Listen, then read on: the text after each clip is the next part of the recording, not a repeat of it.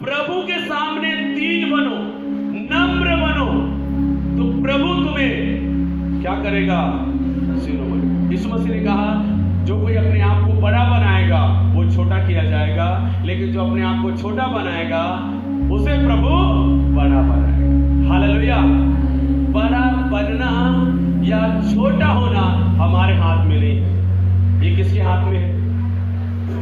प्रभु के हाथ में। छोटा हो जाना प्रभु के हाथ में, बड़ा हो जाना प्रभु के हाथ में, ज्यादा पाना प्रभु के हाथ में है, थोड़ा पाना भी। सही बात है ना? परमेश्वर देता है, जितना आपके लिए प्रभु ने रखा उतना आपको देगा। जितना आपने मांगा है उतना परमेश्वर आपको देगा। जो अपने मन में प्रभु में रखा है उतना परमेश्वर आपको देगा। तो जो अपने आप को, मैं यदि अपने आप को बड़ा बनाने की कोशिश करूंगा, आज मैं वर्कर हूं, कल मुझे मैनेजर बनना है, परसों मुझे मालिक बनना है, ये मेरे से हो जाएगा क्या?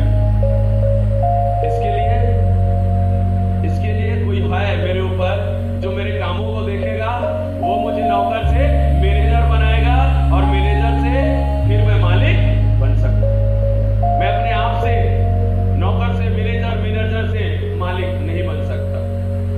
बाइबल कहता है नीति वचन की पुस्तक में, जब कोई तुम्हें अपने घर में किसी कार्यक्रम में न्योता देकर बुलाए तो तुम्हें क्या करना चाहिए? उस न्योता में तब जब तुम जाओ तो कोई भी निचले स्थान देखकर क्या करना? बैठ, निचले स्थान देखकर बैठ जाना। तुम किसी के घर में, किसी की सभा में बुलाए गए हो किसी भी कारण से, तो तुम बड़ा स्थान मत देखो बैठने के लिए, कुर्सी मत देखो बैठने के लिए। आप जहां भी पीछे में या निचले स्थान में आप जाकर बैठ जाओ। जिसने आपको बुलाया वो आपको देखेगा कि बहन आई है, भाई आए, वो आएंगे और आपका हाथ पकड़ के कहेंगे, भाई आप नीचे क्यों बैठे हो, आओ यार कुर्सी में बैठो। तो बाइबल क्या कहता है? तुम्हारा आदर होगा।